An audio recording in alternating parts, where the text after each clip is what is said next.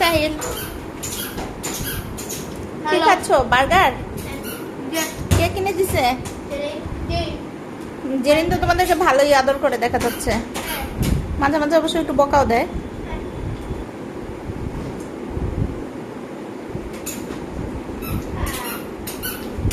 ভাইয়া আমাকে আবার একটু বার্গার দিবা? আলিশবা বলতেছে মনে মনে।